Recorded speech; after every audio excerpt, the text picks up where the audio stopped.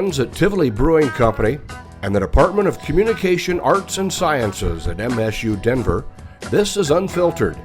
And here are your hosts, Jay Schrader and Dr. Samuel J.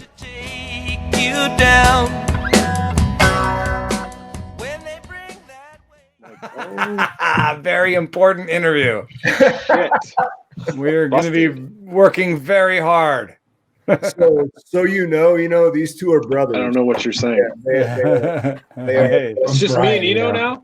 No, it's all four of us. No sound from you two. Oh, you can't hear? You can't hear? It's your sound. Eno, can you hear us? I see him muting and unmuting, but I can hear all you guys. Yeah. Okay. I can't hear Sam or Brian. You can't hear? Testing. There you go. Figure it out, Jay. God, it's that mustache. It was working a minute ago. Yeah, no kidding. So I assume, Eno Sarris, that you are home with the wife and kids, correct? What is going on? We're live streaming. Yeah. Are you guys messing with me, Sam? No. Can you not hear us for real? Jay, okay, go in, go back out. I would try that. They're telling you to go in and go back out. If you can hear me. Yeah, there we go. So, how's homeschooling going? Actually, we're pretty lucky. My wife's husband, who I wouldn't otherwise say I'm lucky that he lives in my house. But right now, I'm pretty happy that he lives in our house because he's like, kind of a ne'er-do-well that doesn't have a job and all that crap. But like now, I'm like, great, you don't have a job. You take care of him. carry your weight. Yeah, exactly. That's awesome. So what are you doing? Like, are the schools, sending you? I assume like everything went online relatively easy, or there's like 20 million emails every day, and it's like Zoom this, Zoom that, and I'm just like, leave me alone. Okay, all right. And how old are you? 7 and 5. Yeah, same. And I'm like, does my 5-year-old really need to do a Zoom? Well, my 5-year-old's been on like 3 this week. Yeah, I was gonna say my 6-year-old had 2. It's like, come on. Like, I think that with this age, like, we're actually kind of lucky in a way because, like, they'll miss some time, but it won't. I don't know how foundational it is. Like, I think they can still learn a lot by just like reading. True. Like, my kid's just like reading a lot, and like, he tells me facts about grasshoppers, and like I'm like, yeah, you're still learning. It's all right. And the 5-year-old just he's doing some workbooks. He's like learning to read. Like he can do that without a teacher. Yeah, it's weird, but it's like largely the social stuff, don't you think? Yeah. My kid can do, he can do kindergarten math. He could before kindergarten. It's the like sit still, be quiet. That's I already see stuff going, like the kind of listening skills and that sort of stuff. And I try to go up there. I do homeroom. I'm lunch and PE. And lunch lady, yeah. And so I try to do this thing in the morning where I'm like, okay, we're reading now. And the 6-year-old who's had a little bit of focus issues, or he's 8 now, sorry, the 8-year-old, I'm like, he just had his birthday. I'm not that bad of a dad. And I don't know how many kids Sam has. But I told him, stay in one spot. Like, stop doing the thing where you're like climbing around the couch and sitting upside down and petting the cat, and like just sit and let me read to you. I mean, this is Last Kids on Earth. Like, we're not like reading something really boring. This is like something you like to read. Just sit. I think 51% of the United States population right now is having the exact same thought running through their heads. Fucking sit still for 30 minutes. Yeah. Just give me a second. Don needs to write one email. I feel bad though. Like, I guess I'm realizing how condensed the learning is, like in a regular day. Like Brian and I were talking about this. Like, my kid's done with the lessons in like an hour and a half, like just done. And it's all socialization. So then what? You just give them a screen? I don't know. My wife's doing all the work. I'm not doing a hell of a lot of it. I feel terrible, but screen time is through the roof, man. I know It's pretty bad. Because even their learning is on screens, so it's like, yeah. Turn off the TV. Come get on the laptop. Yeah, exactly. It's like, damn it. All right, just kick them outside. We're going to get this up and running. We've got a lot of people that are watching, so I'm assuming that a lot of questions are going to come in.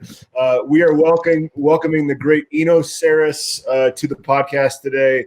Eno is the baseball writer for The Athletic. He's one of the smartest people that Jay and I have ever talked to, one of the smartest people that Brian has ever read. Brian has never had the opportunity to talk to Eno, but when we asked him to be on the show, he said absolutely. He also happens to be a massive craft beer drinker. Cheers. So we wanted to bring him on to talk craft beer, but also baseball, because a lot of our friends and a lot of our listeners on both podcasts, Sports Nerds and Unfiltered, want to know what's going on. So cheers to Eno Sarris. Thank you, good sir. Cheers, you guys. Nice and safe. I've got a lead off question, Sam. Go, mustache. Yeah, this is COVID quarantine question for real. Like, there are 3 pretty healthy looking sets of facial hair here, and Eno is not taking quarantine very seriously. Clearly got a new razor. No. Clearly got a new razor. What the hell? No, I do it really badly. I mean, like, I would give your mustache like a 45 grade. That means about league average. Okay. They seem to be ragging on it. I can't even manage like a 20, dude. It's the best look I can manage is a 16-year-old trying to buy beer. Just like patchy, wispy, nothing here. That's an interesting side project. Is rating average Joe on the streets facial hair, but like you have to find the analog in baseball, right? Like, oh, it's a Charlie Blackmon, or it's a Bryce Harper or whatever, and hopefully insult everybody in the process. I think that would be fun. You guys are. I was compared to a Super Troopers character recently by a coworker. So nice. That actually, I think that's like an 85. You look like you're on your 3rd warning and about to get fired from a ski school in the 80s or something. Like that. So what's you need some zinc oxide on your nose? What's Charlie Blackmon? I mean, I feel like you guys see that in Denver, you guys are in Denver. Yeah, I'm in Michigan. Oh, okay. Formerly from Denver. That's like for a while. I don't know if he still has it. Had like a real big, long, and like unkempt and wild, like mountain man. Like he got, but he sort of had like, I think he had like a mullet too at the same time. Yeah. I think it was sort of, a real mixed bag. I kind of dug it. I thought he wore it well.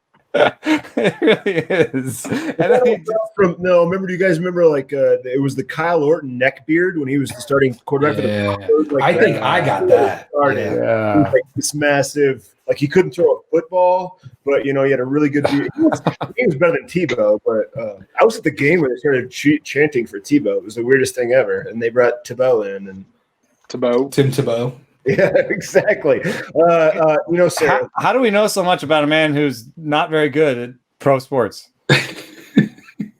Because we have friends like you who shed light on that. I've never written about Tim Tebow. Never once? Did he get? You never really? Not once. Okay. Well, it's not worth it. Didn't he get cut from the? He was playing for some. Yeah, he's playing for the Mets. Affiliate. But during spring training this year, like there was some noise about him early on. Oh yeah, but it wasn't going well. I don't know. I deal in numbers, and like his translated numbers were like the worst in the minor leagues. It was like that close. It was like the very bottom. I did a piece. But he hit a home run and people lost their minds. I know, but like sounds like quarantine was the best thing to happen to his minor league season. Then like, get out and start over again next year. I wasn't fired. Yeah. The world collapsed. I think he might have been fired before the coronavirus, but we all forgot. I did this piece. I don't know if you guys know Chris Hayes is this guy. He's a news guy, and he wondered out loud if he would get a hit if he played 600 plate appearances. Like if we gave Chris Hayes 600 plate appearances, would he get a hit? And in order to answer that, I had to go and find the worst minor leaguers of all time, because you have to find the worst players that could play in baseball before you could talk about the worst player who would never play baseball. And so what I found was there are these players in the minor leagues that were drafted as a lark. Okay. There are people that were drafted like Tim Tebow who are just like Russell Wilson was drafted.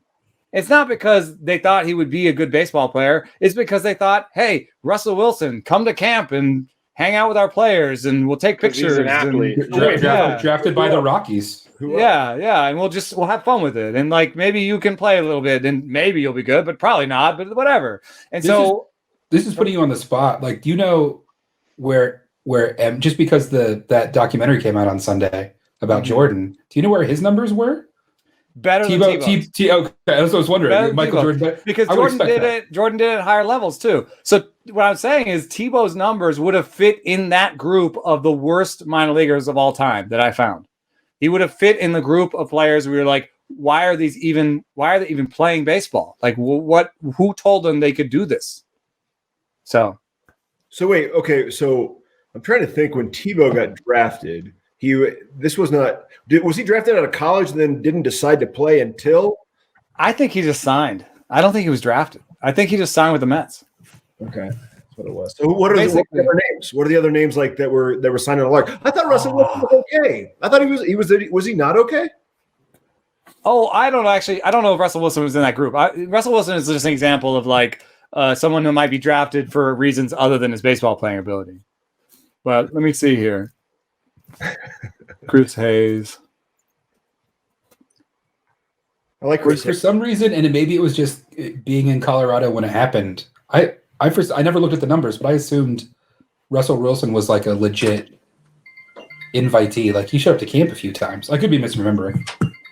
Yeah. Let me see. I'm trying to think of other ones too. Garth Brooks. Didn't Garth Brooks go to spring training one time? Really? I think he did. Yeah, it was like a mass. It was like Padres, I think. I don't think I actually got the names. Yeah, but one was like a famous like a linebacker in like college football that they was like just like totally yoked up. So they thought, hey, like this guy's a complete athlete. He's never really played baseball, but let's give him a shot. And he was terrible. So, I think baseball is like a specific set of skills. I think that Tebow could like destroy me in most sports, Yeah, for sure. But in terms of a professional athlete, to be a professional baseball player, there's a sort of hand-eye skill. There's it's almost like something the video game players of professional sports players, it's like the fine twitch, This is antithetical to an analytic numbers-based approach, but when I heard Tebow was trying to play ball, it was all eye test for me. I was like, I don't know where he fits, right? Unless he could just absolutely rake, you're not putting him at first base. Yeah. And how competent of an outfielder is he going to be? And he didn't even look like an outfielder. To be like a defensive liability, to be like a bad right fielder at or bad left fielder at Fenway. I don't know what it takes. Yeah. You just have to hit pretty darn well. Yeah. Like the other version of an outfielder is hits competently but can really track down fly balls and flash the leather and that sort of stuff. And I just mentally I was like, I don't see this dude. Maybe if he could catch or something. I don't know. I wonder about the inverse though. Like, how good would Mike Trout be at football? He'd be looks like he'd be pretty good at football. Looks like a football player. Yeah. He looks like a linebacker, right? Yeah, or a strong safety. Like who's the guy that played at Oklahoma? He's going to be a Hall of Famer. I can't think of what the hell his name was. He was a Cowboy for a long time. He was fucking great. This is another weird things though. You see these like highly paid, highly decorated athletes touch a ball that's not theirs, right? Like, images of basketball players kicking around a soccer ball in the locker room, or, NFL players throwing out a first pitch and they can't even throw a ball. It's bizarre, right? Like, I think a lot of these dudes have been one sport guys for so long. Forever. You want to do the sort of mental switcheroo. Yeah. Something's ringing. It's my wife. Sorry. But for some reason, I think that football is like the thing that like could translate the easiest. Other than maybe like wide receiver and quarterback. Like, I think LeBron James could probably find a role on a football team. Yeah, but how much of that is just size? Yeah. Right, like I mean, the dude's really athletic. What would Steph Curry play on a football team? Kicker. Okay. Kicker. Yeah, we also had a kicker. But so I have no idea why this has been happening since COVID-19. Like these intense Twitter debates. Maybe it's just my Twitter feed. Oh, because we got nothing else to do. There's no live but they're specifically about whether or not Steph Curry's a good player / whether or not he's good at defense. And all these people that are like, oh, he's really trash. I don't understand. Like, obviously LeBron is great. There's no doubt about that. But like pound for pound, like if I was 6'8", 6'9", 230 pounds, I got that part going. I don't have the 6'8", 6'9" part going on. Like, I should be pretty good at basketball, or at least I have the physical stature to be good. Like a Steph Curry, who's what is he really, 6'2", 6'3"? Maybe he's taller than that. I don't know. Like, he's good in spite of his size. That's why I can the LeBron, could he play football? The Mike Trout, he's a big dude. Could he play football? Sort of stuff is I mean, it's interesting, but I think it's these other dudes that are insanely dynamic athletes in spite of their size that really kind of and by the way, right? Like this is, I don't know how big not Barry Sanders. Who am I trying to say? Deion Sanders. Primetime. I'm thinking of other crossover athletes. They weren't monstrous, were they? I guess both. That's right. Brian Jordan was a little bit bigger. But he was kind of like the Mike Trout, where he was a kind of a strong safety and like a big outfielder. Deion was like center fielder / cornerback. That, you know, you're looking for body types in a way. You're right. It's good. It's interesting to think about body types because you don't see a lineman playing baseball. Well, wait. What was Frank Thomas played football for a little bit at Auburn, didn't he? Yeah, and he might have been like a college or high school lineman, but he didn't look like a lineman while he played baseball. Did he? Maybe? He was really big. Linemen are like 300 plus, right? On, you know, but like that's the whole point. Like they get told to put it on. Right. Yeah, their weights go like this, depending on their position and their contract. Too. Like you have to add 60 pounds, and they can drop it really fast. Yeah. Was Deion like? Again, I don't have the numbers in front of me. I'm not well prepared for this. His baseball numbers weren't great, right? He was kind of like a defense first guy. He's almost like the next level of the star athlete who shows up to training camp for no reason, right? Maybe he's a little bit better than that. He played he played for a ton of teams. He only had one season where he was above average by wins above replacement, and that was the only season he was above average with a stick. So one season he hit 300 with 26 steals in 300, and it was only 300 plate appearances. And he only had one season where he played a full season, 500 plate appearances, and he was like basically a defensive replacement. So he was kind of like a fourth outfielder. Yeah, it's kind of what I thought. I'm a Raiders fan, so I'm biased here. But Bo Jackson, if his career's not cut short, could have been in conversation for Hall of Fame of baseball, or Mount Rushmore baseball, rather. Brian Jordan, I think, was a better baseball player. I think he just wasn't as flashy. Yeah, Brian Jordan. Well, yeah, Brian Jordan had all-star seasons. Brian Jordan had 2020 seasons. He had seasons where he was top 30 in the game in baseball. So Brian Jordan was a better baseball player, but I don't know football as much, so I don't know how good of a football player he was. Like, I think he was kind of just like an like safety guy, right? I don't think another Denver one. Elway was a he was a good baseball player as well. Drafted to be a baseball player, yeah. Baltimore. I got one. Shut up. I'm just like names are running through my head now. I want you guys don't know. Jeff McNeil. Jeff McNeil. Do you know who that is? He's a second baseman for the Mets, and he was trying to be a pro golfer for a long time. Are you serious? Yeah. So apparently, him and Aaron Hicks could be like Aaron Hicks is a center fielder for the Yankees. They could be good enough to maybe play in the PGA. Aaron Hicks is a golfer too?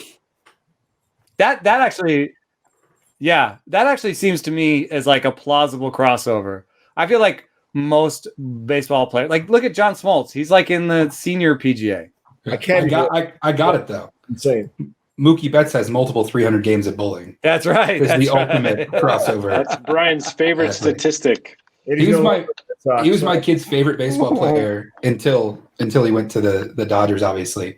But my kid who's there's people out there who think that the Red Sox pulled some sort of magic trick where they essentially loan him to LA for $30 million for 1 year and then get him back. I don't know if coronavirus changes those calculations or not. But I used to show my kid who's now 6. This was a year or two ago. This video that was just like Mookie dunking, Mookie bowling, Mookie hitting a golf ball, and my kid was just like, I love. And then he left. And a similar version of the story for my daughter, who would fall in love with Red Sox players, and then they would leave. And after like 6 of them, she was like done. It was Hanley Ramirez, then it was Panda, then it was just these long lines. And then they were finally gone. She's like, fuck baseball. I'm out.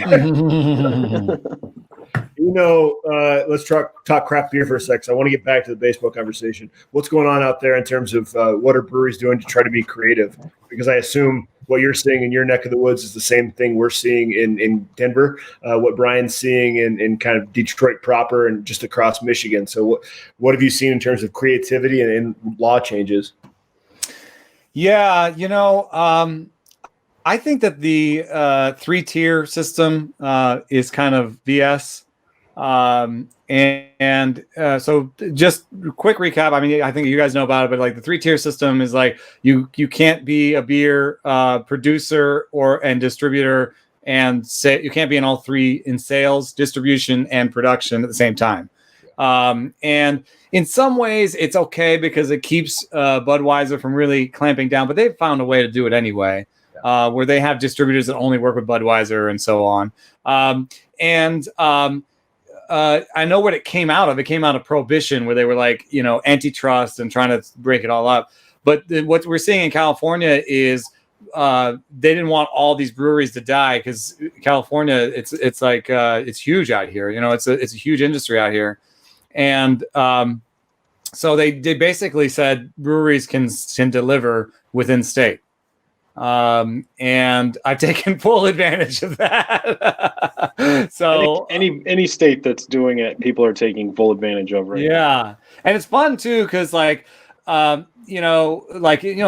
like you might be near some really good stuff in Michigan, but there might also be stuff that's like 4 hours away that you like never get to. That's sort of like with me, it's like monkish. It's like, I've had some monkish beers, but like I'm not going down to LA and standing in line. I got kids, and I've got some beers from San Diego that, like, yes, I have when I'm in San Diego, but I don't get them up here. So, and even some stuff from Santa Cruz. So Humble Sea out of Santa Cruz, Pure Project out of San Diego, Highland Park out of LA, Monkish. I hit those first because I was like, wow, these are breweries that like Santa Darius, who I see some of, but like, just to get it in cans to my house was amazing.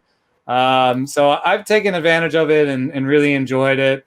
And so that's why I created supportbeer.com, which you can go on Support Beer and you can just put in your state and you can click delivery and it'll show you places in your state that ship and it'll show you, it'll give you the link that you can go to directly and find. And if it doesn't have that, it also has like support your local bartenders and stuff, because there's Patreons being set up to keep bars afloat and stuff like that. But just basically anytime, if you don't find a brewery that you love in there, there's a place to input it, so people can input their own information and because there's going to be a lot of things that are going to be tough on breweries. So first of all, we were going to like a tap room first model, I think, where everybody was like making money off of the tap rooms, and no matter how we open up the economy again, we're not going to do it necessarily with like mass gatherings first. So like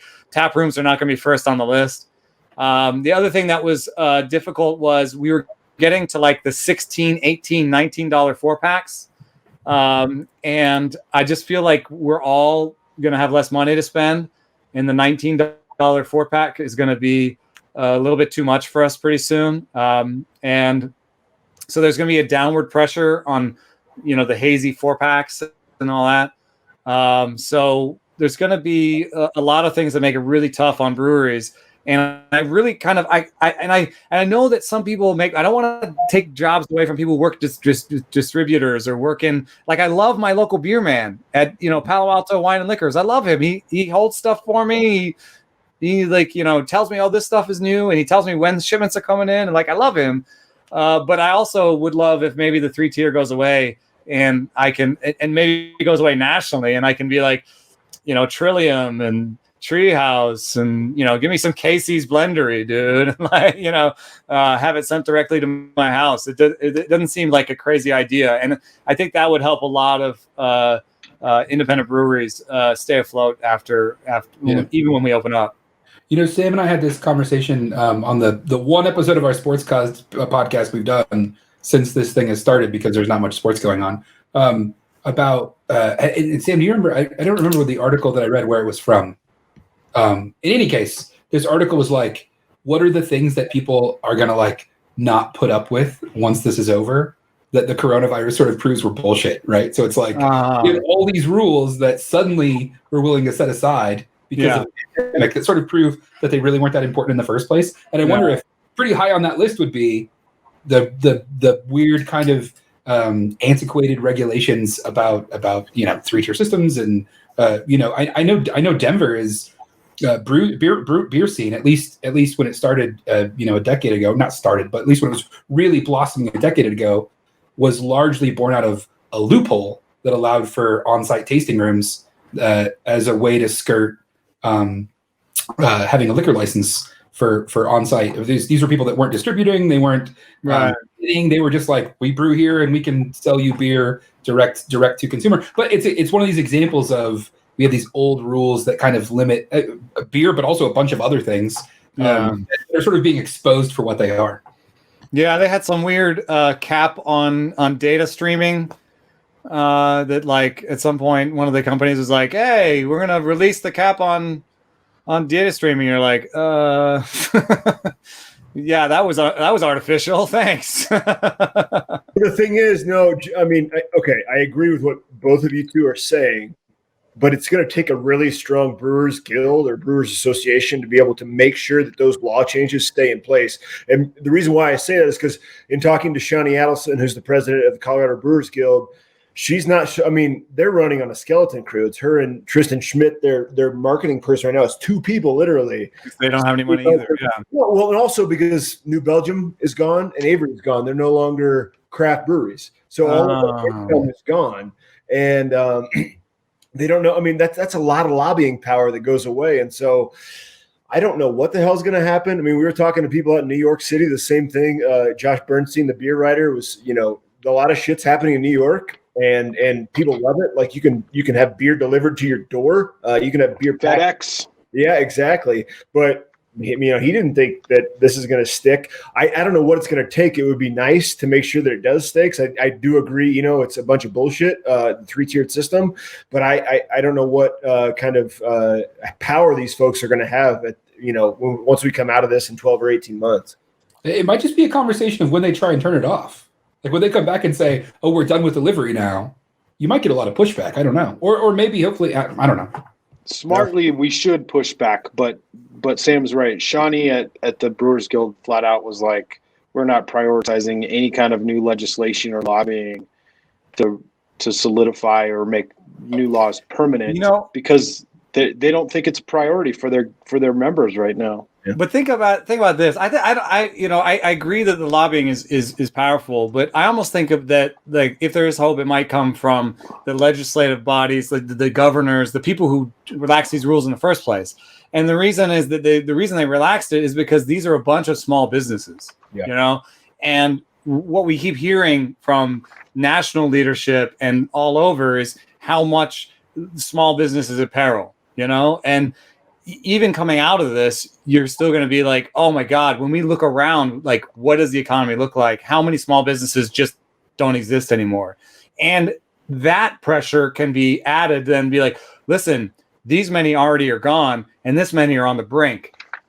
Like, this is something that you can easily do that would keep these small businesses alive. And so maybe there's not a lot of lobbying in terms of money and down up pressure, but maybe somebody like Gavin Newsom would be like, shit, I don't want to lose like right now, I don't want to lose 50 to 100 breweries. I don't want, those are 50 to 100 small businesses that I could save by just changing one little law or telling ABC to change one regulation. It's not even does it have to be a full law? It's ABC. Here it's a local commission. You can just lean on the commission. So I kind of hope that some of this stuff will change. And also, like, we're not going to come out of this and like I said, we're all not going to come out of this and all go to the local tap room. Yeah. So there's still going to be a lot of pressure on us to change our behaviors. And if that's the case, then like I still think beer delivery makes sense. Okay, so let me ask you, hold on, real quick. I want to ask while we're on this, because I was thinking about this today. I don't know, Jay, you didn't watch, but there was kind of a roundtable of the kind of relatively large Denver breweries today. Charlie Berger from Denver Beer Co. and a couple folks from Dry Dock, and they were talking about how they're weathering the storm. And I got a little pissed off watching this roundtable because they don't have to weather anything. They're going to be okay. Like they're not small craft. They're not small craft. So I'm wondering, what you're seeing out there and just your experience across the country. Does this separate the breweries who make their money more of who die if they can't sell their beer over the bar from those who distribute? Because to me, that's what happens. Like craft beer, unless you're distributing, unless you're canning, unless you're putting stuff out there that's in a 4 or 5 state circle, I don't know that you're going to be able to survive this. I really don't. Yeah. I think of like field work. Oh wow. Yeah, that's difficult. Fieldwork made a big tap room play. They have 6 tap rooms, and you couldn't buy Fieldwork in cans anywhere. But they were so big as a local group that that's sad. Yeah, I know. Thank you, Anya. Yeah. They were big enough that they've rededicated a lot of their space and their energy and their money into canning. And now they're delivering, and they changed a lot of their tap rooms into sort of crowler fill stations. So you could drive by a Fieldwork spot and pick up crowlers. It might take some ingenuity like that, where you turn bars into crowler fill stations. Again, that's going to take ABC's help. That they've done that so far to some extent.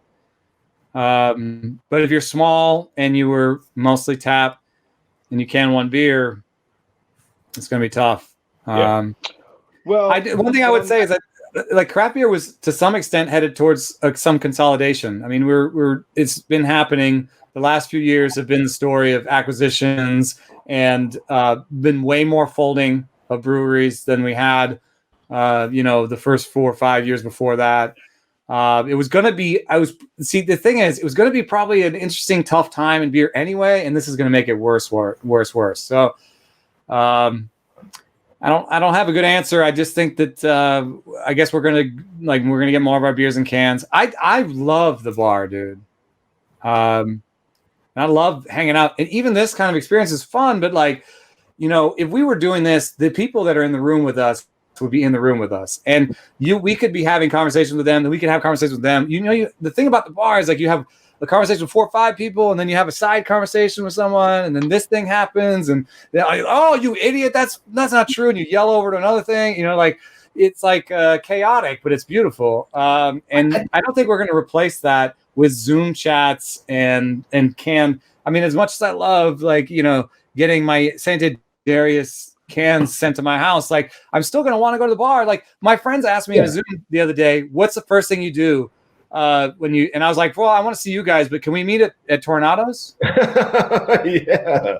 I think it's artificial to think that delivery or allowing breweries to ship across state lines or God forbid nationalizing distribution in more sort of broad ways is a threat to the bar, because it's not. And in fact, I think if you went and talked to individual bar owners, brewery owners, they would say, yeah, we don't think that's a threat. I think that the thing that is happening that doesn't get talked about maybe enough is we said lobbying before, and I'm not sure if there's a huge lobbying effort, but there's definitely an incentive for beer distributors and their bottom line to prioritize bigger craft brewers or non-craft brewers, because they can get big enough volume to sell to grocery stores or whomever at lower prices, et cetera, et cetera.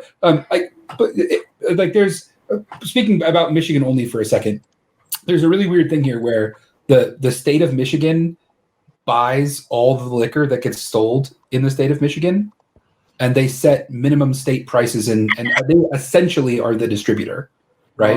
Yeah, but that doesn't count. You guys are almost Canada from that perspective. Yeah, that's a Canadian. That's almost the Canadian rule. It's all in grocery stores. And when you go to the grocery store, go anywhere, there's a sign that says this is the state minimum price. You can't sell it for lower than this because this is the price we sell it to grocery stores and liquor stores and party stores for. Wow. Right. Which it's not the same for beer. Beer is a little bit different out here, but it means that you can't. You get rid of the economics of it. A different thing that's happening in Colorado, I'm jumping around, is they just switched to a grocery store sells beer model, right? Which I think works in California, but I'm opposed to personally because in Michigan, what that means is selection is really, really flat. Like there's not a lot of selection because there's no incentive for distributors to push beers that aren't widely popular to grocery stores who can't sell them. Right. So there's an underlying economics to all of these, again, kind of antiquated regulations and rules that I think get talked about in the not here, but in other places in terms of like, well, is it a threat to the bar and that sort of stuff when it's really not. I don't know if that made sense. Probably didn't. The underlying theme that Sam and I have identified over 75 episodes of Unfiltered is that most craft breweries want to be neighborhood pubs. They want to be a local watering hole where people come with their wives, their friends, their coworkers, their kids. All right. I have to say, man, it's not going away. No, that's not going to change. 100%. It can't go away. I've talked to 10 people, and usually the last thing we say, and for me, socially, the brewery is an extension of my job, frankly, an extension of my office. The last comment, closing nearly every conversation I've had in a month, is when this is all over, let's catch up and get a beer. I talked to a guy yesterday, and he said, dude, that new Denver Beer Co. spot is supposed to open down the street from my house. So as soon as that shit goes live and we're allowed out of the house, I'm buying you a beer there. Like, that is what's going to be the solution. And I think is that delivery and shipping is not a threat to those things. It means it's in Michigan I can get keeping these Denver businesses beer open, that I want, and San Diego beer that I want, and Portland beer that I want. Whereas now I'm stuck going to Kroger, and there's the craft beer section is this big. Yeah, and I think the reason I think that's not going away is because that's the history of man. I mean, not man like men. I mean, like that's the history of mankind. Like we've had pubs for so long. Like that's a natural inclination for us. We're gonna go gather at these places.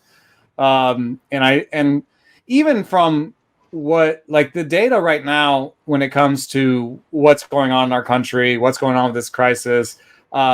I'm like really, I'm a data guy, and I'm really upset by how dirty the data is, how inconsistent it is, how hard it is to read. But from what I understand, the way out of this is, testing is a part of it. But the real thing for me is protecting the at-risk population, because there's a huge difference between being 50 years old and being 80 years old for this.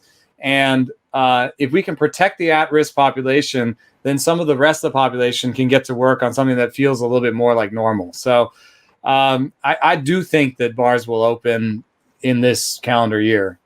And so and I think they'll probably be well stocked because we're all dreaming about going. So if you think about it, like the way be some old ass beer in there though. Oh my God. Yeah, but we're not going to care either. Yeah, right. Bubbly. Nobody's going to give a shit. We've been practicing so much of this stuff for so long before. Like we should have been doing this for so long before. Not to point out Asian countries in any other way than places like China that are crazy populated have had to deal with these kinds of things for so long. Or if you look at Hong Kong or Singapore, those kinds of strategies for managing illness, disease have been deployed there for a decade at least, and we're just so stupid about it. And that's what's frustrating. Like, is I go out now, and I know what you're saying, and I know what you're saying, Brian and Jay, but like I went to the grocery store the other day, and there's still people who are not, they're not respecting boundaries. They're not wearing masks, any of this. And I guess that's what I worry about. People are going to fuck it up. And we're going to end up, having this massive kind of balloon again in terms of numbers at the end of summer, early fall, and we're back, and all of the progress that we made will just, recede. I mean, I'd hope that one of the things we learn is that we need a better social safety network, so that, one of the things that's so difficult about shutting everything down is, like, for example, in America, 1% unemployment rise leads to 1% in suicide rate rise. And domestic violence and sort of child abuse is through the roof. And one of the reasons is we don't have like something like, and we're going to get political a little bit, but like universal basic income, but like, just good welfare, good unemployment, so that like we could all say, okay, all right, another bug, we're shutting it down. We did this once. And you know what? It could be way worse than this. Yeah. What if we had Ebola, but it was transmitted like Corona? Yeah. Yeah. No, or another way to put it is the reaction that we're having to Corona, why didn't we have in 2008? Yeah. When unemployment also dramatically skyrocketed. There was a weird sort of like, well, this is nobody's fault, so it's okay. Right. Weird. The boogeyman matters, dude. Who you blame for it matters. Yeah, I mean, fuck. I hope that we're having this conversation in 6 months and things are a lot better.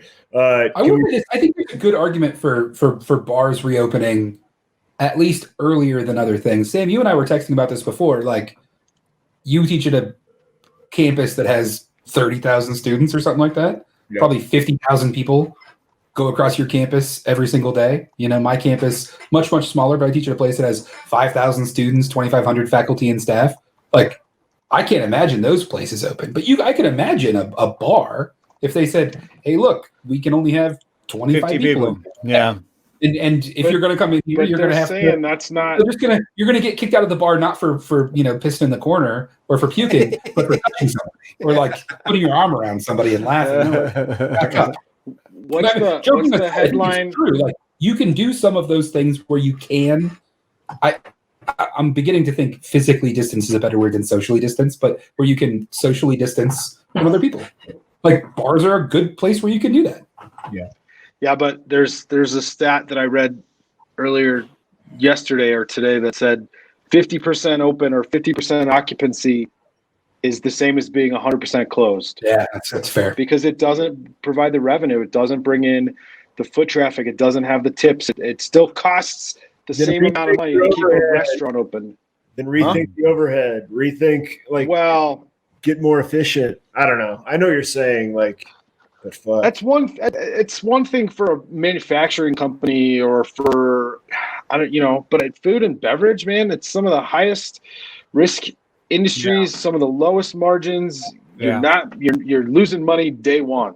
Yeah. Right. So to force a restaurant to say either open at 50% or stay closed, it makes more sense for some of these guys to stay closed, stay on unemployment, keep their employees on unemployment, and just cover their nut. So push back a little bit. What if you're delivering and shipping and doing takeout and that sort of stuff?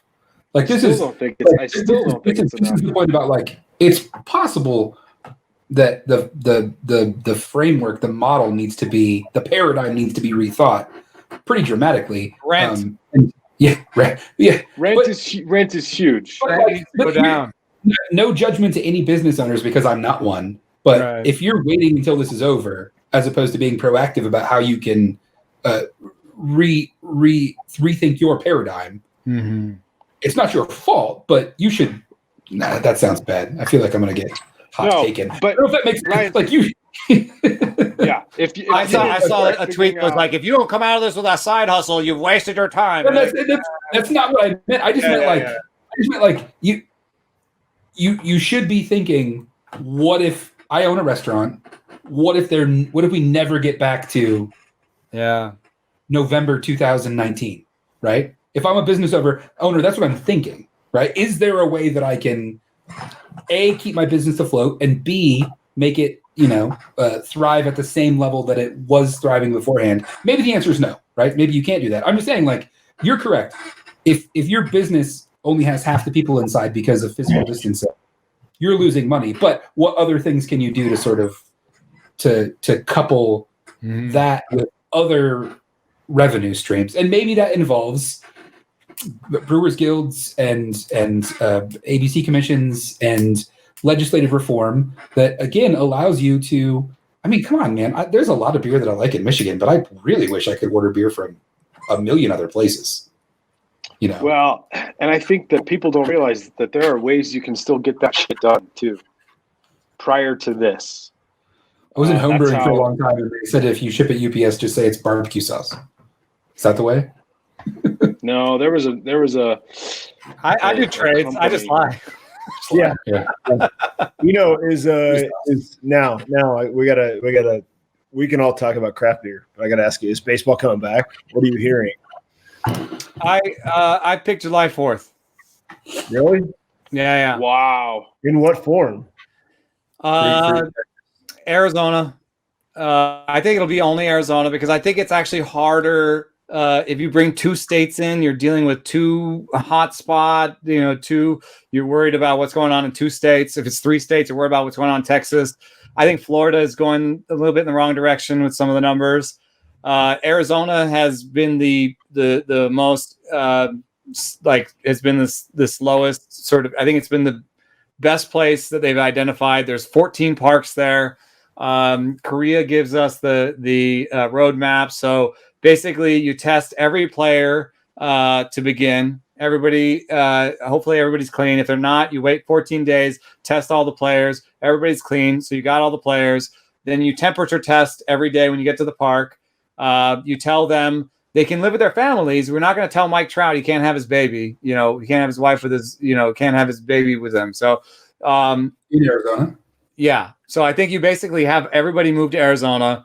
They live in all the Airbnbs, and there's a lot of real estate there because I move to Arizona every spring. Like all the baseball moves to Arizona every spring.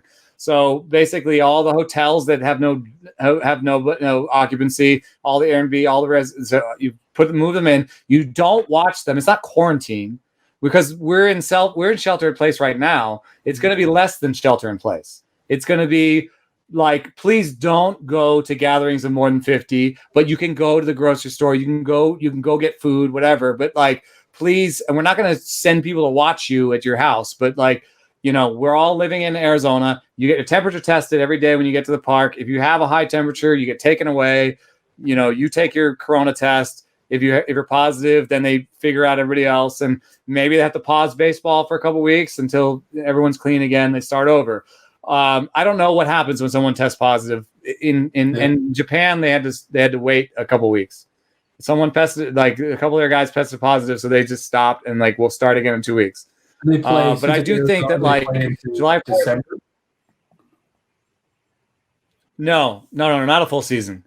I would say 81 to 100 games, starting July 4th. I don't know if there's a All-Star game. I would say that I don't want to do the double headers. I think that's injuries. I think, I don't. And also Arizona's hot as balls. So you can only play it. I think you can only play games at 9 a.m. and 8 p.m. They're going to have, they can't do 10 because that's bad TV. They'll do 9 a.m. and 8 p.m. and it'll be hot. And if they want to do double headers at 9 a.m. and 8 p.m., maybe that's possible. But what about shorter games in terms of innings, or like taking them down to a 7-inning game or a 5-inning game? There's an okay chance that it's not unlimited extras, just because. Yeah, I would stop the unlimited extras because you can't afford the risk of just running out a whole pitching staff. 7 innings, I don't know. I guess I personally like trying to keep it as close as possible to regular. I don't need 162 games because that just seems impossible. What I'd rather is 81 to 90 to 100 games that are regular, that seem like regular baseball. Does that keep divisions or no? I think you might have to do. Everybody has a DH. Universal DH. You pro that? I totally am. I'm okay. The pitchers suck at hitting. Also, there was a pitcher for the Giants, Andrew Suarez. He came up, right? And he had an at-bat in his first game. And they said, this is his first at-bat since high school. And then every once in a while, you get pitchers who can hit. Yeah, but if they can hit poorly. They can hit as good as like a guy who should be in AAA. So like I DH 30-man rosters so that you can like deal with the pitching. There'll be more pitching changes. There'll be you'll have to like the starters will only be able to go 4 innings at first, and because they'll have a small spring. But I think like 30-man rosters, universal DH, mostly regular game. Maybe someone tests positive and goes on the DL. Maybe like I think if one person tests positive, maybe they do DL. But if like half a team tests positive, then like baseball takes like a 3-week Corona break. But I mean, if we're looking at an option where this resurfaces, right, and we don't hit this herd immunity standpoint, and one case leads to a half of a team or potentially leads to 2 or 3 halves of teams, what's to say they don't just pull the plug and say, look, this was a valiant effort. We're fucking over it now. I don't know. The one thing I would say is there's a lot of money at stake. Yeah. And I'm curious, what makes you think 4th of July? Is that a patriotic thing or is that a scientific date? No, so we're moving towards opening now, and KBO Korean baseball is going to start playing in May. And yes, Korea is way ahead, and they've done different things, and we're not the same country. I understand that, but what that's going to do is put pressure. They're going to be the only live sports for a while, and except for Bratislava soccer, right? Oh. Do you see that sport where they only head the ball across it looks like ping pong, but they only head it? Yeah. These dudes are crazy. Yeah, it's crazy looking. So that's going to put pressure. Also, you've heard the national pressure. You've heard Trump. You've heard, they want to open things up. So I think May is going to be the time where we're all arguing about how to open it up. And so if you think about that, we like baseball puts out one proposal, maybe it gets shot down. They put out another proposal. Maybe people like that a little better. They put out another one. That's May, right? So then June is spring training, and July 4th is like the baseball loves moments like that. So Sam and I, like I alluded to before, did a podcast of our sports podcast a few weeks ago, and kind of had this conversation about like, what does buy-in look like? And I'm not sure it's a huge deal for baseball, but I really personally think it's a big deal for hockey and basketball, right? It ended so long ago. If you just kind of came back this summer and were like, we're in the playoffs now, I think people would be like, it's not the same team. Like who's in the playoffs? Like who's it again? Yeah, exactly. I think there might be a little bit of that for baseball, just because it kind of started with spring training, but not really. And then I think baseball would be like, at least this is a new season. It's starting from scratch. It's starting from the beginning. Look at football. Look at how many people care about football in the draft. Like people still care about football, and I think that mostly the football has been untouched by this because they. To be fair, the NFL draft is the dumbest thing ever. I love football. Well, I mean, like there's a schedule for football content. I know what the Athletic football has been keeping us good because. There's been a lot of energy around football, and that's kept a lot of the business going. And football, the schedule has been unaffected. They're still hitting their marks.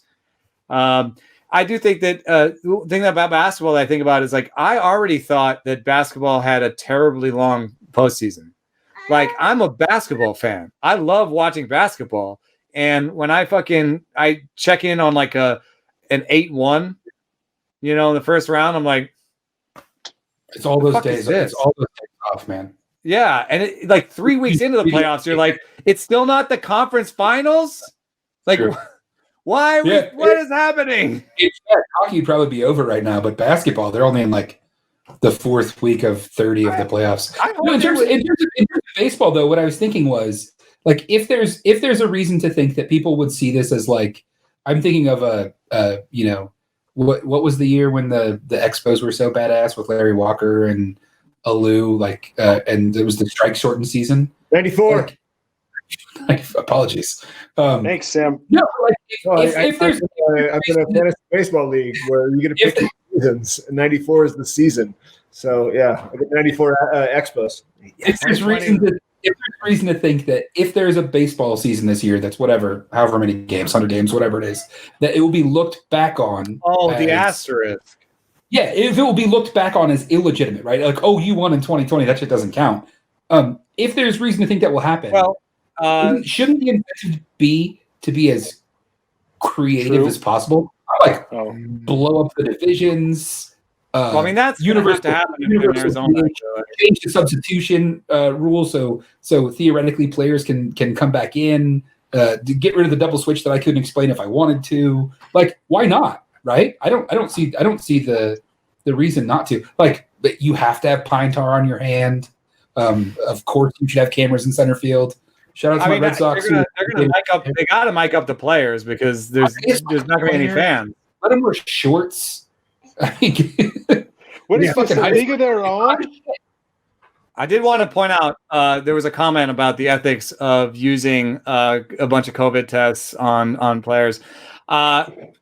In my plan, that I'm just an idiot trying to figure it out. But my plan they would only get tested at the beginning, and that still has some question marks. But like, for example, we've already done it. We've done an antibody test that the entire MLB was involved in, and NBA has already gotten more tests than a lot of other places. So I'm not suggesting that they get tested every day when they get to the park. That was like, a one-time deal to, figure out who has it in baseball and then move on from there. So, but yeah, in terms of buy-in, there should be like 12 fans. 12 fans out there. Yeah. Just mic up the 12 fans. Buy a lottery ticket. You get to go. You get right field. You want to have at least one sort of bare-bellied dude out there. You get credit. He's in Michigan.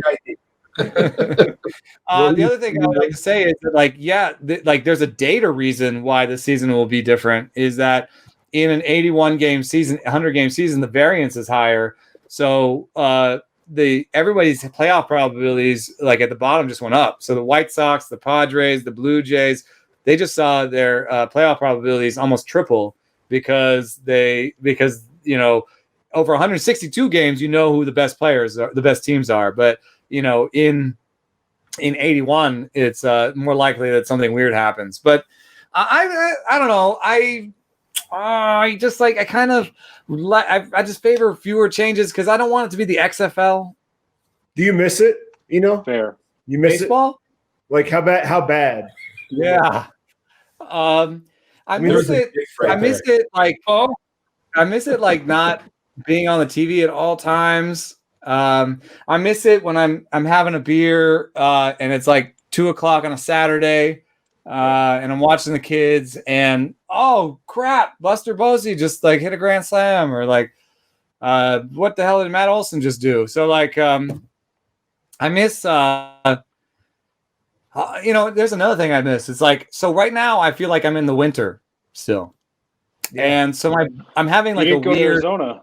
Yeah, I didn't go to Arizona because I was worried that I was sick. I had corona. And then also just in terms of content I'm making and the way that I'm working, I go down into, this is my basement office, and I've got just two little windows that I have to like kind of paper over so this looks a little better. And so I feel like I'm in my hole.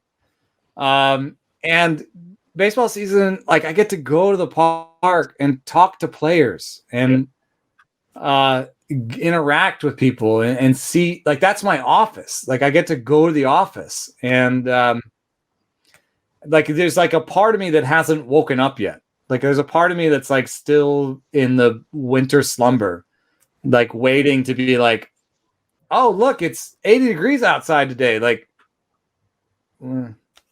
there's a poem in there. There's a poem in there someplace. Yeah.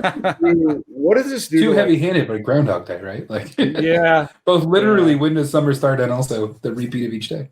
Yeah. Just like players' careers. Like, do you think if let's say the season doesn't exist? I know we've had a strike shortened season and everything, but if you're just hey, listen real quick. there you go. We need this.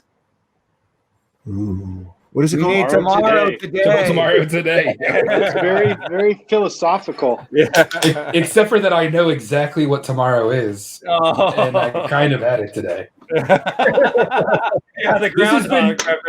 This is me editorializing, by the way. But like the thing that's been the hardest about all this for me being stuck at home is like I still get excited for the weekend. And then you're And then you get there and you're like, oh shit. this is sad. Nope. Same. No, Stan, what were you saying? Tomorrow's Friday. I just want to know, like, I mean, you talk to these guys. If there's a season off, like, how does that impact a Justin Verlander? How does that impact a Mike Trout, who are at different points in their career? But does that give Verlander another year that he can pitch? But it's just weird. Like, he's not younger. Like, he didn't skip a year. You know, it's like he's not, at home with his wife and kids. There's just no way that somehow just gives you a pass. And the flip side is that Chris Sale got Tommy John, and we're good. Not that he got Tommy John, but that. But even Verlander is like got more time to heal. I think that in the middle it's hard to tell because there's bullets fired. Especially for pitchers. Like I feel like at some point your arm's just like I'm done. And so maybe fewer bullets fired means that they're all right. But where I really feel is at the end points. So I feel for Ryan Braun. Ryan Braun, I know that's complicated and steroids and maybe you hate him and what, I don't care. What I'm saying is this is Ryan Braun's last season. Yeah. He's done after this. No one's going to give him a contract. He doesn't do a good enough of anything to be signed for money next year. And he was going to retire as a Brewer, if there's no season, he played his last game as a Brewer without knowing it. Yeah. So that's weird. I also feel for like, I don't know, maybe even like a Fernando Tatis or a Joe Adell or just like somebody on the cusp, right? Oh, I really feel for someone who just added 2 or 3 ticks and was going to be in the draft this year. Yeah. There was a good article. That Jason Starr article from The Atlantic was awesome about how this affects college baseball. Yeah, there's going to be like some kid who was okay his junior year and it was now hitting 96 and was like, I'm going to be a first round pick. And he's like uploading stuff to Twitter and being like, hey, I'm hitting 96. Come on, put me in the first round. And people are like, well, I don't know how good your breaking ball is against hitters or, so like, it's like the beginning and the end. The people in the middle, like Trout, we're going to have arguments about Trout at the end anyway. We're going to argue about whether or not, his postseason record matters, if he was, top 5 guy or not. Ted Williams missed seasons. Other guys missed seasons for the war and stuff. That's actually kind of a familiar argument. Oh, this guy, he tore his ACL at 32. What if he didn't and he had like 4 more good years? Wow. But it's the guys that like have to delay their start a whole nother year or maybe are just now done. And that's like, from my experience, like talking to players that just retired or near the end, that's the hardest thing because you think you can do it. I can still get hitters out. I can still get hitters out. I can get out there.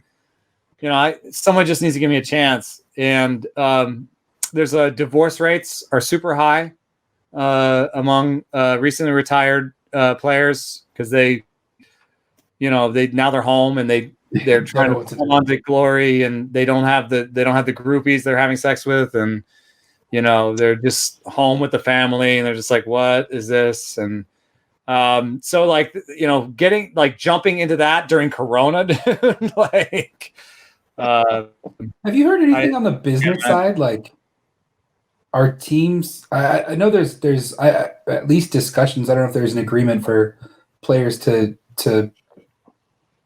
lose money yet to cut salary. Yeah, there is.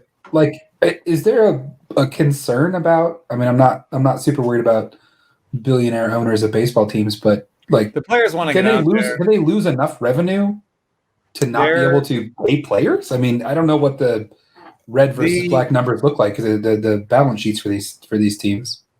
Yeah, so the first agreement that they made was that the players get $170 million for the first 2 months or something, basically. And for those $170 million, the players agreed not to sue for the full season salary. Equally distributed, or I think probably not. I don't know. Mike Trout got 160 million, and the other players got the rest. Everybody else got right. No, maybe it was prorated to what they would have got. I don't know, but they got a certain amount up front. And I know that players kicked together money for non-roster invitees and sort of these marginal guys that were trying to jump on that weren't necessarily on a roster yet. And I know that there's been efforts to get money to minor leaguers. But, whatever we're talking about here with Major League, there's going to be none of this pressure to have a minor league season. Yeah. And I hope they pay them. Those are the guys that need it, yeah. They need it the most. And there's also lost development time for those young guys. Yeah.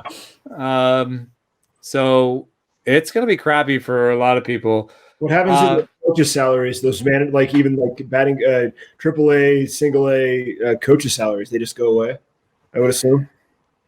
Well, the one good thing is they're paid by the major league organizations. In this case, that's a good thing, because if the major league organizations make money, then maybe they can make sure that that everyone gets something going down.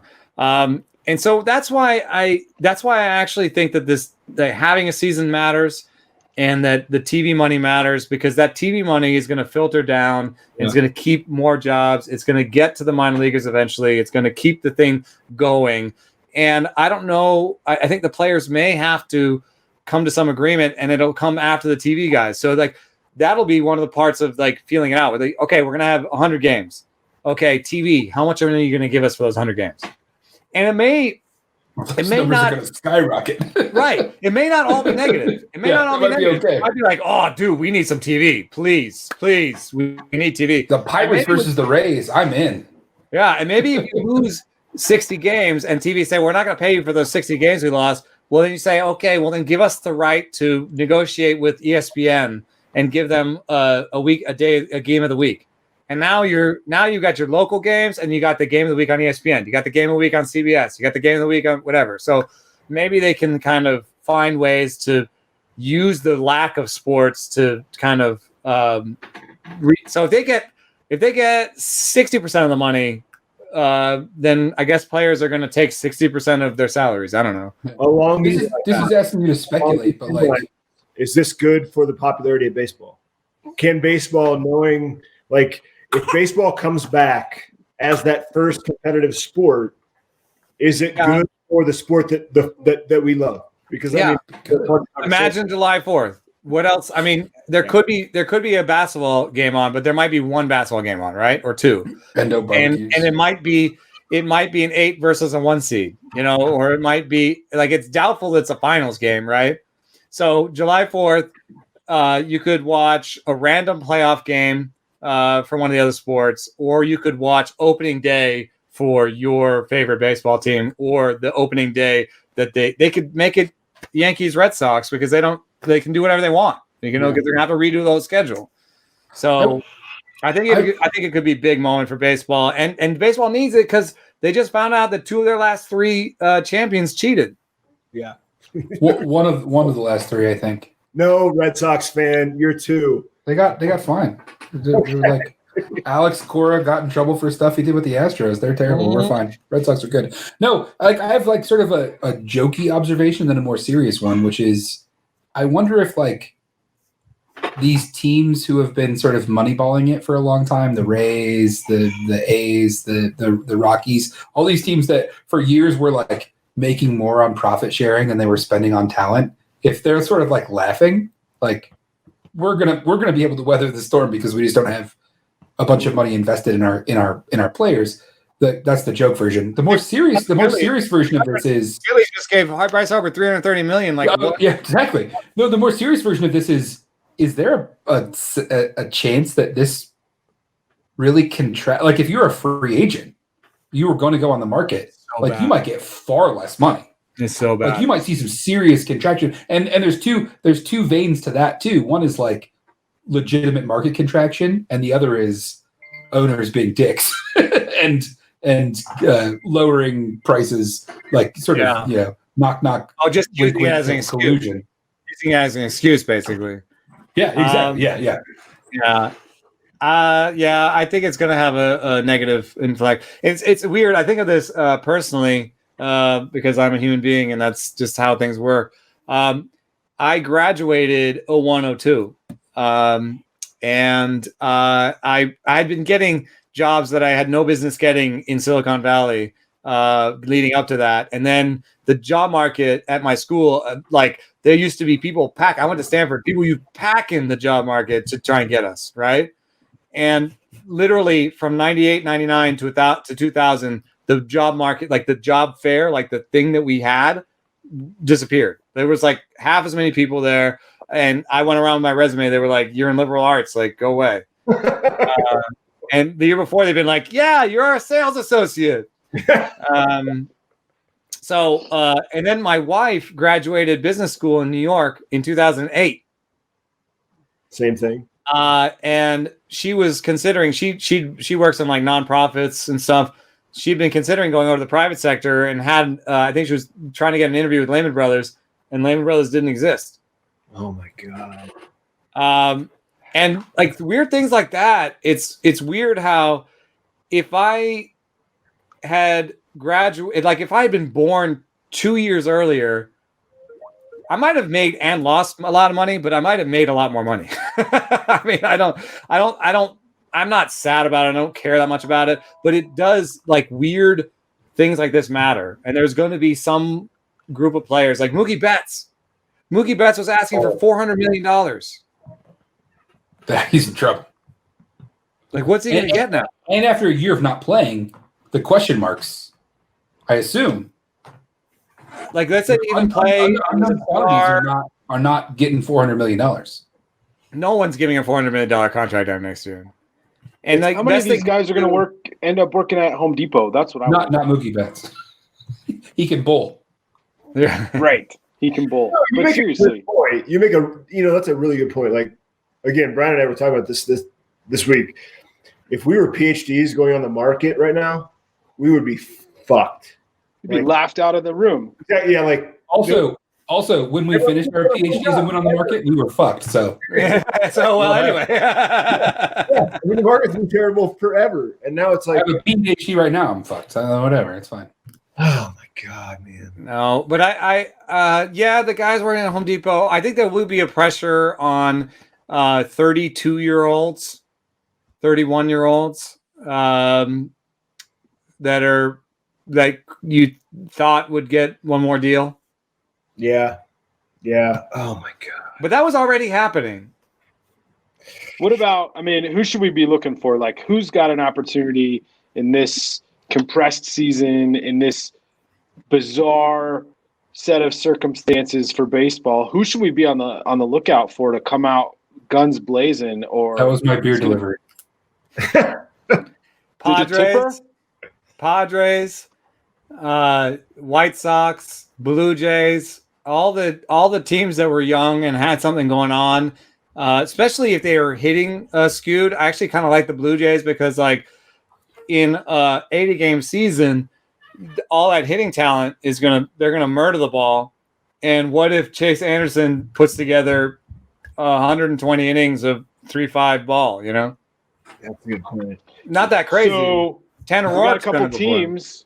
We got a couple teams. Who's going to be a standout player? Like, who's the one guy? If we're watching all these crazy games with players in leggings instead of pants and wearing visors instead of ball caps, face shields. Who's the guy?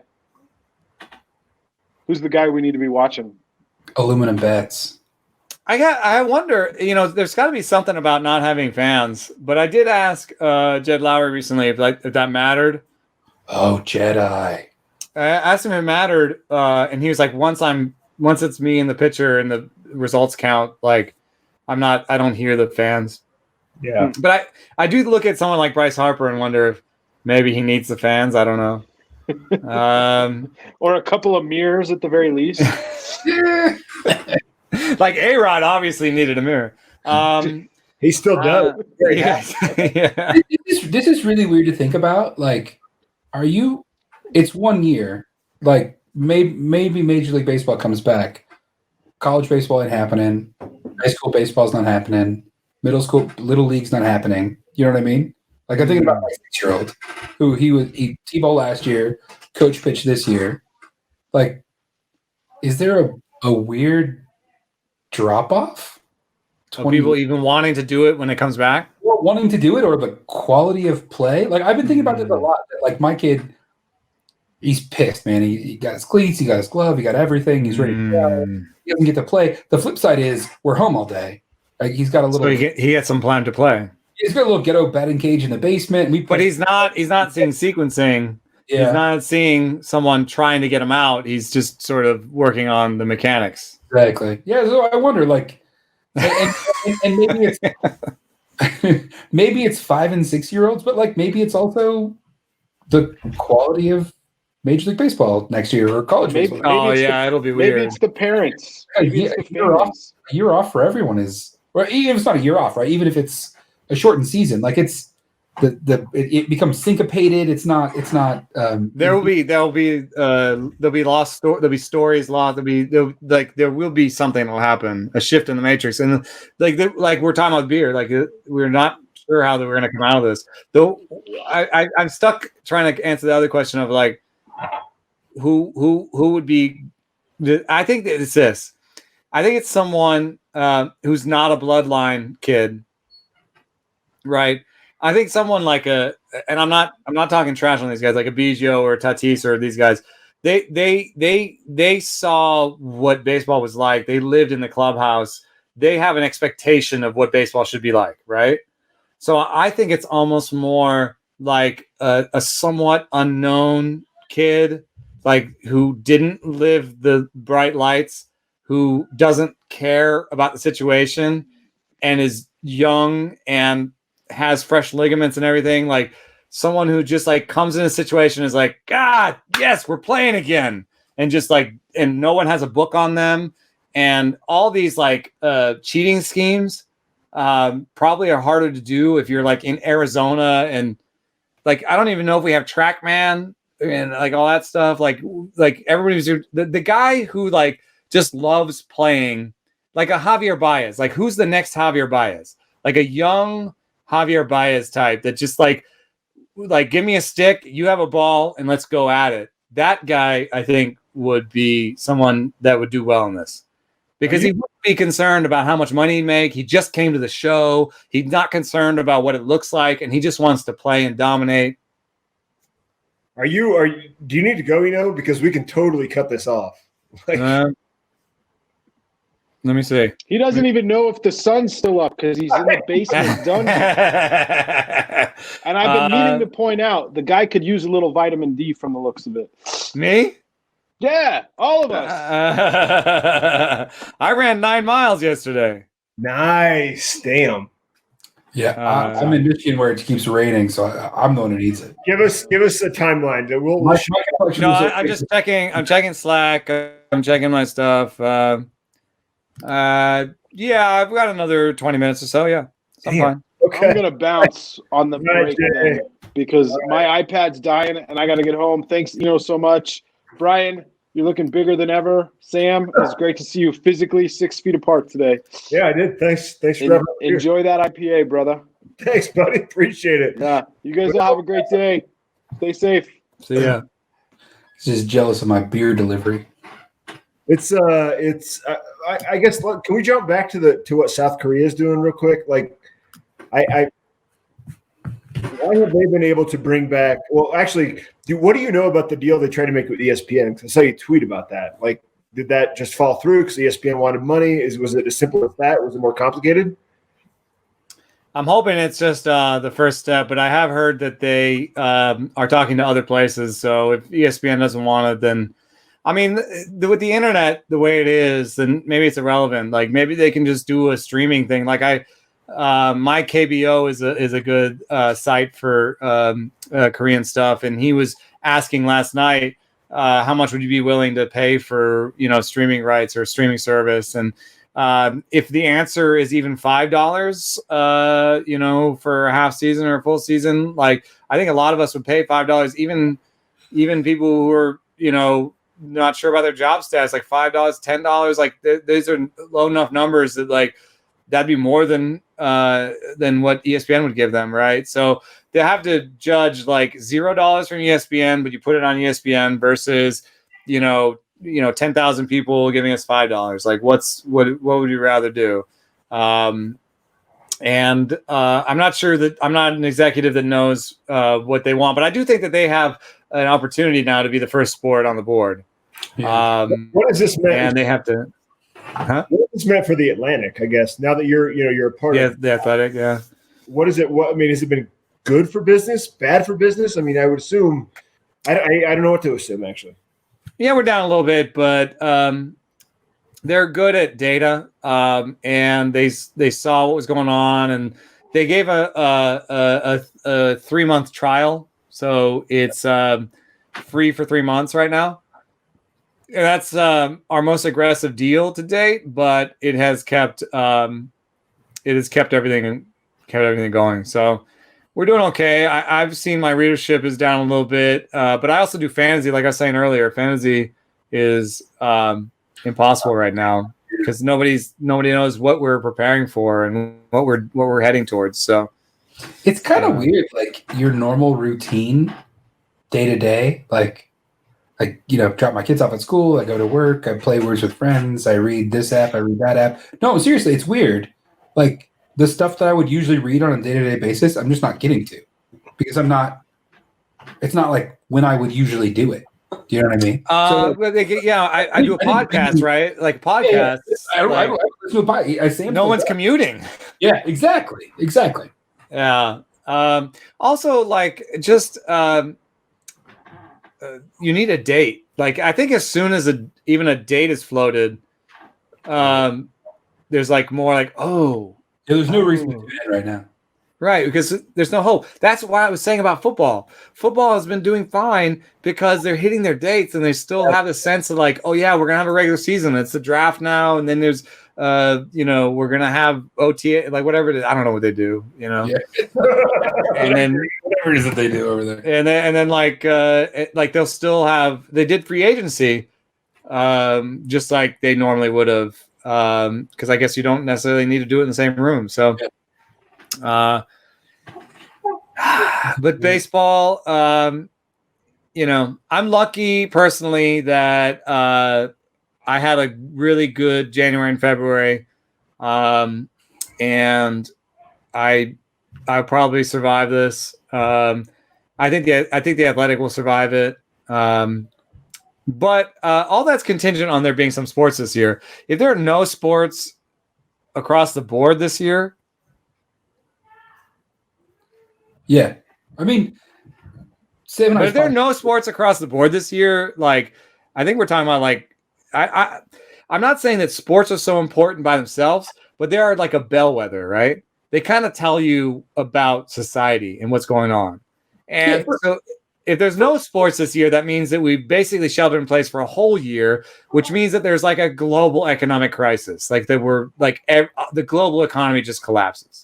There's a pretty good reason to think that like if/when it comes back, it'll be I was going to say flash in the pan. That's not the expression I mean. It'll be like wildly popular. I'm thinking there's lots of cultural stuff written about sort of the role of baseball post 9/11. Piazza, yeah, and there's some bad stuff about that too from the communication and sociology and philosophy disciplines about like the way baseball was kind of co-opted for political reasons. But there's like totally separate cultural stuff that sort of suggests that baseball was really valuable in terms of. It'd be weird to do that without the roar of the crowd, though. You make a valid point, but like, hold on though, like, but this goes back to the beer conversation, which is, are we willing to rethink paradigms or not? Right, like, right. But I think shared experience. One of the things I love about Europe is when you go on a date, you sit next to your date. Look outward. Yeah, and you share an experience.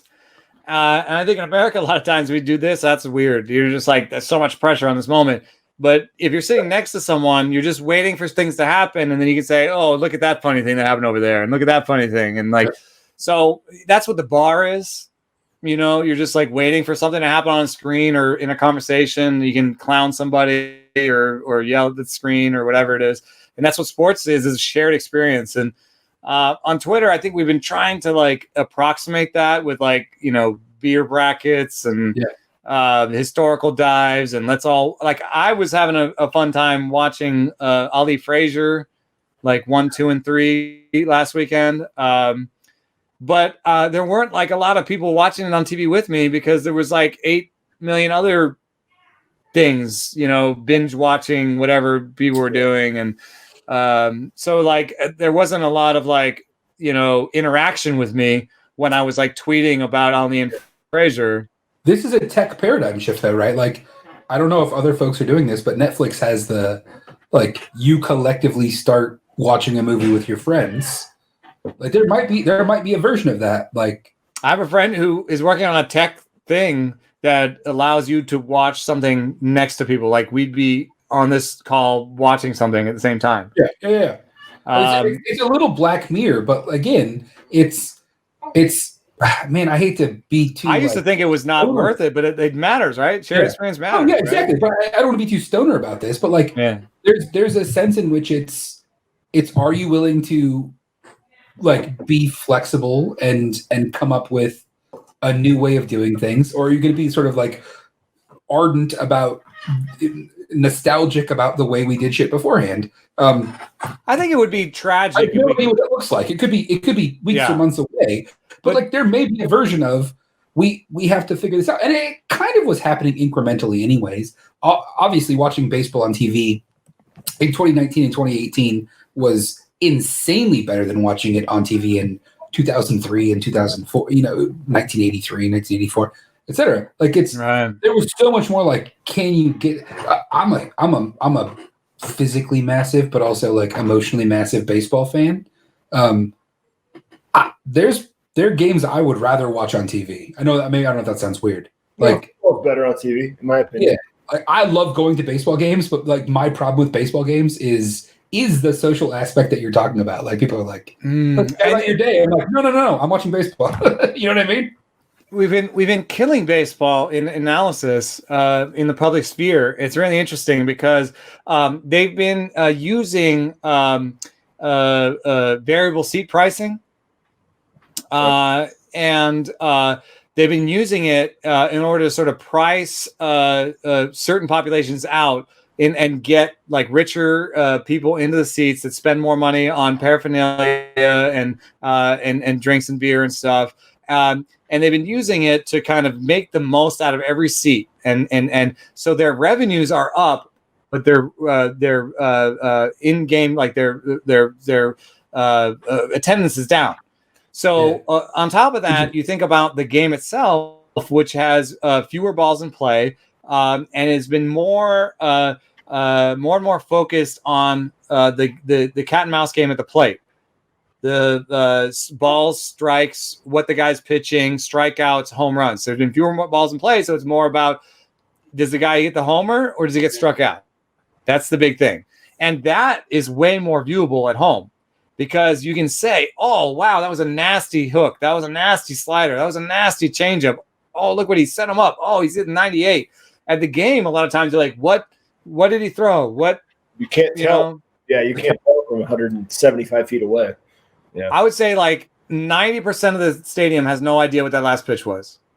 You know, the other 10% is either sitting behind home plate or religiously watching the little thing that says, and the little thing that says if it was a slider or not is wrong like 20% of the time. So like you're like, oh, I think that was a slider. I think it was nasty. Like if you're in the bleachers, you're like, and it's so funny when they like boo if it's a strike or a ball or something. Yeah, you're right. Bad call. Yeah. The opposite of that is when you're watching on TV. 400 feet away. Bad call. That was outside. Yeah, no. Yeah. I'm 400 feet away. That was totally outside. Bend over and use your good eye. I've never heard that. Is that a thing? That's awesome. Yes. What? Oh, that was never heard bend over and use your good eye. Yeah. That was mine. That's yours? That's mine. You know when I used it? I want that t-shirt. I was a five-time sixth man at Stanford. It's like the Cameron Crazies. Okay. And I would throw my hair out, and I would yell, and I would wait until the guy was bouncing the ball, and everyone got quiet for a second, right before they started making the noise. Bend over and use your good eye. And the other one was, nice call, shithead. That voice sounds familiar. I can hear it. Another one was, get a haircut, hippie. Which I like because I'd be, whatever. Yeah, it's very good. Sam has some pretty good afro pictures from college. Yeah. Really? Well, I mean, I forget about Stanford because I think the last time we talked was before Iowa got destroyed by Stanford in the Rose Bowl. So. Oh, right. Yeah. Football, I was a basketball guy, but you guys were in school. Back to your question, I think we've been optimizing for the at-home experience in a lot of sports. I mean, it's inevitable, right? I want to take my kids to a college football game. I would totally go to Kennedy. But I don't want to hear NFL. But I don't want these drunk fucking guys behind me yelling shit and spilling beer on my kids. You know what I mean? You would be from last year. Yeah. I mean, me and you. Yeah, but we were not drunk, and it was like, this sucks. I was not bring your kids there.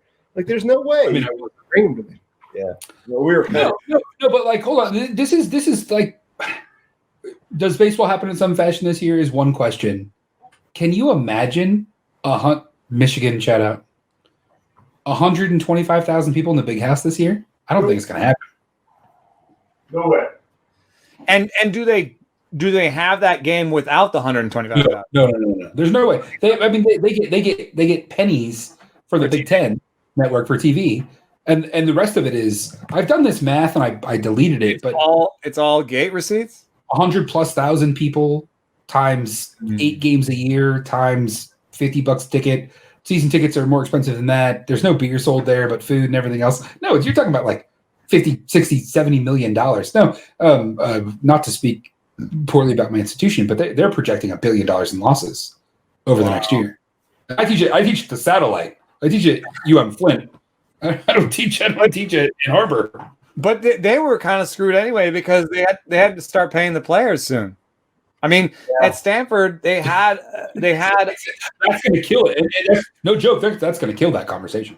But they had a president of Stanford saying, if they make us pay the players, we're going to start another league with this is what he said, other institutions of similar academic quality that don't pay their players. And then we'll have basically an Ivy League football team league or whatever. And we'll just we won't pay our players, and that'll be up to Texas and whatever. I think you start a league with a Stanford in a lot of Big Ten schools, and you pay them enough to justify the education. That's the buy-in. Hey, yeah, you're at Stanford, you're at Purdue, you're at Michigan. You're going to we'll pay you less than Texas will play or whatever. Yeah. If you come here, you can start paying people if they want to, but once they do, you're not playing Middle Tennessee State and shit. No offense, or whatever.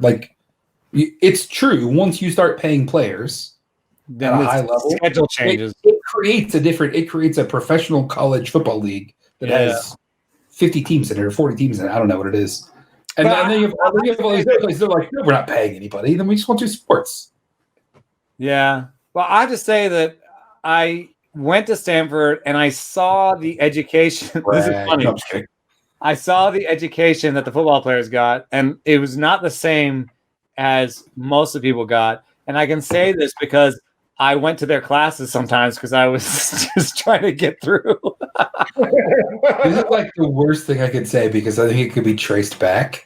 Which is, I went to high school with a dude who I learned later went to Stanford, and he and I were both in like the dumb kid math class. Yeah, I was like, "What the fuck?" I went to a Oh, class. it's gonna make it worse. It's gonna make it worse.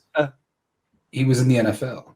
Ah, Very traceable. Who I'm talking about. I know. wow. I'm not saying he's dumb. I'm not saying he's dumb. I have no idea. But he was in God. the math class for dumb kids because I was in it. When did I you couldn't do graduate high school? Oh shit! Do you just say his name? No. Don't say. When did you graduate high school? 2000. Oh my God. Whew. Do you know who it is? No, I don't think. But I know. Ooh, should I say his position or the team? No, it's okay. I did. But I know. There was a guy. I didn't say anything that's not true, by the way. He went to Stanford. He was in the dumb trigonometry class. I don't know what to say. I graduated in '99, I graduated in '97, and in my class, there was a guy who was in the NFL who's like an announcer now, and I was down in the computer lab doing a piece, like writing a piece, and literally heard his tutor go like, like say like a line from the essay, blah, blah, blah, blah, blah, blah, blah. How does that sound? And I was like, what? Can you write my friggin' essay? The other thing I did was I was in a class called Ethics it was called EDGE, Ethics in a Developing Global Environment. And what happened was there was a teacher who sat up there and he read through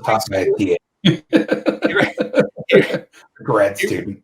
He read through a high school history book, and he literally said sentences like, and then the Goths came through and dominated Europe for a while, and then it was the Roman Empire, and then and we were just like, I'm learning zero. This is terrible. And the only reason we took it was because all of me and my stoner friends could all collectively send one person. Oh, good. And they would sign in for all of us. Oh my God. We got like 4 credits. Yeah. Hey, I'm gonna leave you guys with this because we gotta get off. This kid she's just in her diaper. Not going to bed. And my wife just told me you gotta let everybody know that's breast milk, that is not formula. So FYI. All right. Okay. You told me before specifically that it was formula. No. You texted me and said, don't let anyone know this is formula. Not just football and basketball, because my first job after I got my master's at UT was I was a tutor for the swim team at Texas, and they were the most spoiled fucking brats. Oh, I hate the swim team. Oh my God. But it was like to go like you were talking about like they would like hey, no, this sounds better. I remember like the advisor would come in and be like, well, how's Connor doing on his math? And I was like, terrible. Like I don't know. Well, you should really like he's really good at dividing 100 meters by exactly. But, yeah, it's weird. Not much else. Gentlemen, thank you so much. The larger point is it's not the same education, so you can't just be like, oh, we gave them this degree, and so it's not quite the same. They don't live by the same rules. It's like I don't know. It's dirty. So. All right. Well, hey, I'm going to get out of here. Gentlemen, Eno, thank you so much, buddy. Tell the wife and the boys we said hi. Brian, good to see you. And, I'm a huge Twitter follow dork. I've been watching you forever. Yeah. All right, man. When you come out to Denver or to Michigan, you got to just add us on or, message us on the Twitter, and we got to have beers. The rural Michigan. I got your back. Yeah. All right. See you, buddy. Hey, guys. Yeah.